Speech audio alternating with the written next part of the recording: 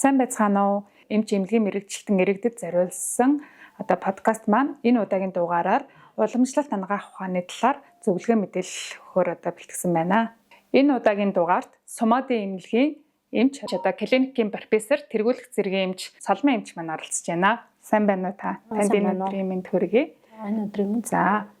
Уламжлалт анагаах ухаанд дөрвөн улирлын хэрхэн авч үздэг те энэ тухайн улиралд тохирсон өвөрмөц эмчилгээ онцлогоо энэ гэж байдгүй өвөрмөц зөвлөгөө уламжлалт анагаах ухааны онол дээр бол яг улирлыг 6 улирал болгож хувааж авч үзтээ. Өвлийг 2 хуваагаад зуныг 2 хуваачдаг байхгүй юу. Тэгээ яг ерөнхийдөө бол иргэдэд бол жилийн 4 улирал гэж явж байгаа л да.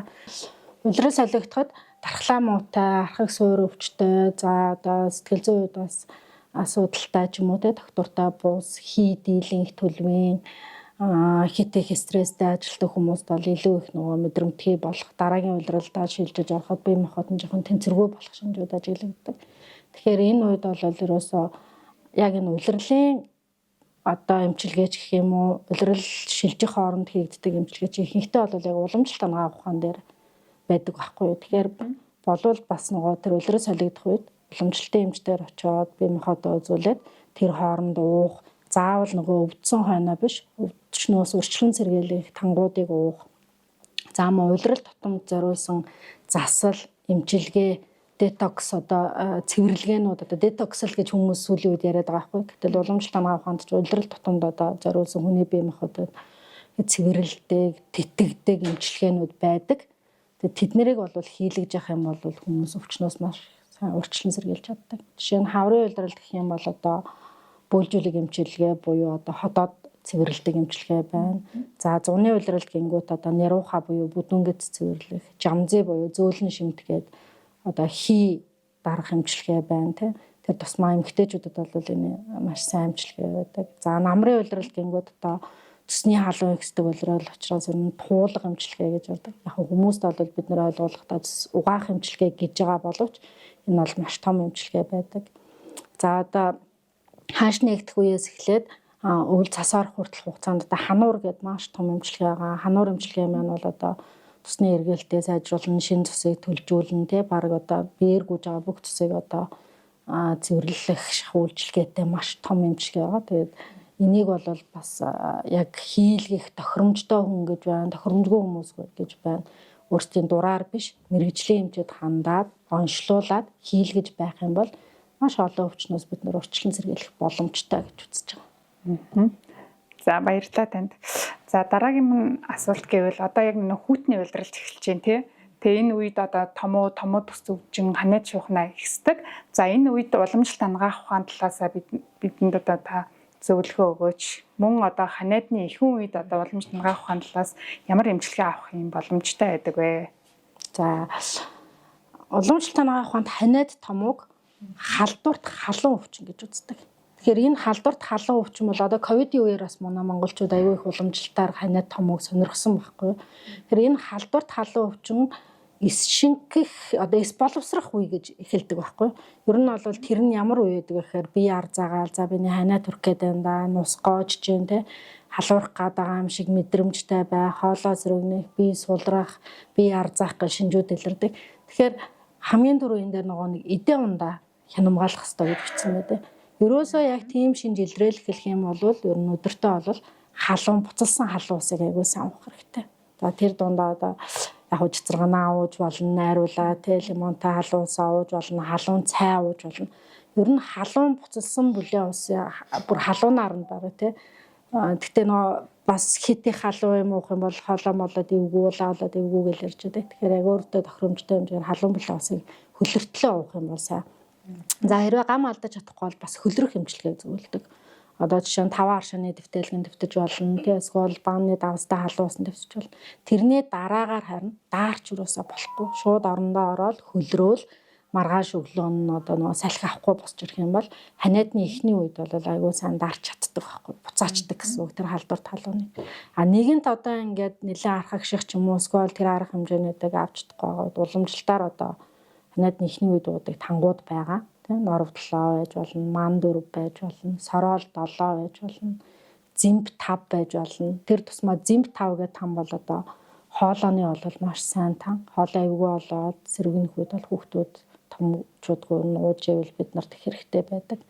За тэгээд улирлын хамгийн гол нь тэр нөгөө шилжих үед л одоо заавал хүүхдээ ханаа түрхэх нь биш, ханаа түрхээс нь өмнө л ер нь бид нар бол зөвлөгтөө 9 сараас эхлээл бараг ер нь тохиромжтой тангуудыг ингээд урьдчилан сэргийлэхээр авч уугаараа гэж хэлж байдаг байхгүй.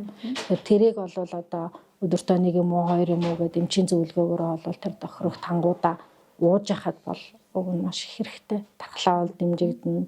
За тэгээд тан ууж явах явцад хүүхэд бүр ор тас ханаа түрхгүй гэвэл бас тийм биш шүү дээ. Орчныхаа халдвараас хамаарна. Тэгэхээр нөгөө одоо ханаа түрсэн ч гэсэн арай хөнгөн хурдан идэгдэг тан ус хүүхдүүд. Тэгэхээр энэ уламжлалтын эмчилгээнд дээр бол явдал мөрөөс гадна ер нь бол яг тийм байнгын хэрэглээний тангуудыг эцэгчүүд бол гэртээ байлгаж ивэл их зүгээр.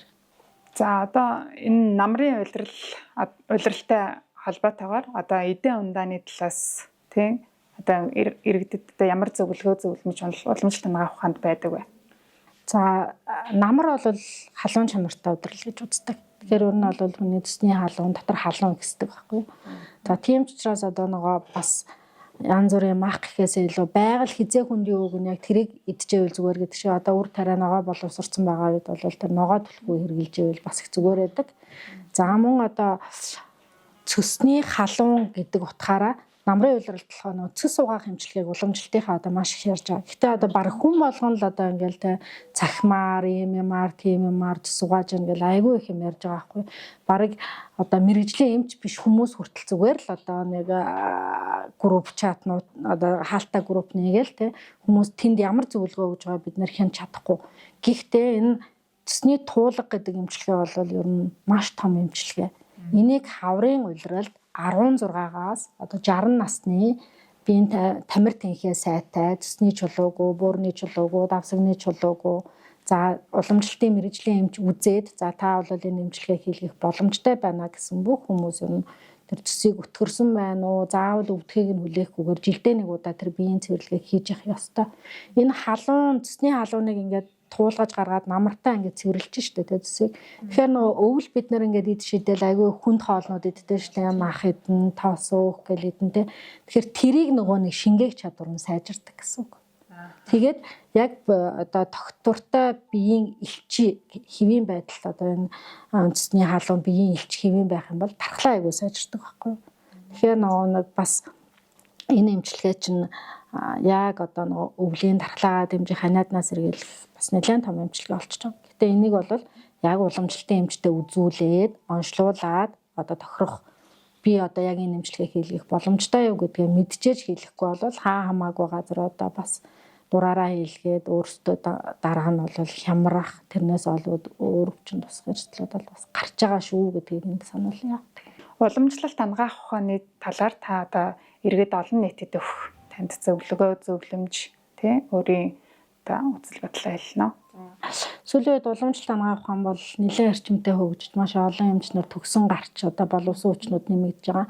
Гэтэ тэрний хэрээр одоо уламжлалт ангаах ухааны нэрийг барьсан, нулимдуулсан гэх юм уу тий маш олон одоо бие чаддаг гэсэн бие чаднаачууд гэдэг шиг тийм хүмүүс олширсан байгаа.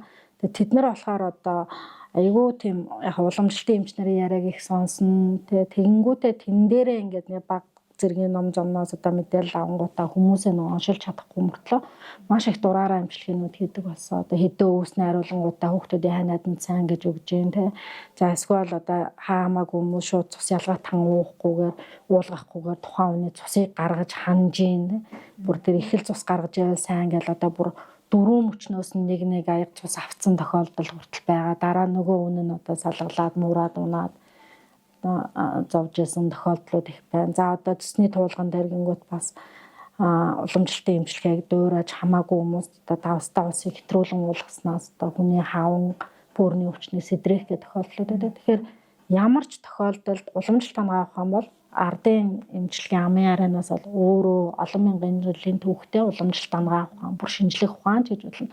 Сүүлийн үед шинжлэх ухаан ийм нээлт хийлээ, ийм ургамал сайн гин гэхэд л нөгөө уламжлалт ангаах ухааны ном судар дээр ч аль хэдийн тэрийг бичсэн байдаг байхгүй. Тэгэхээр энэ талаар одоо үзүүлэх гэж байгаа хүмүүс бол яг тэр мэрэгжлийн эмч эмнэлгээл сонгож очиод тэр хүмүүсээсээ зөвлөгөө аваад тэгээд эмчлүүлээд явах юм бол илүү үр дүн гардаг шүү гэдгийг л одоо дамжуулаад. За баярлалаа танд. Энэ удаагийн дугаарт уламжлалт хангах ухааны талаарх одоо зөвлөгөө мэдээллийг хүргэлээ.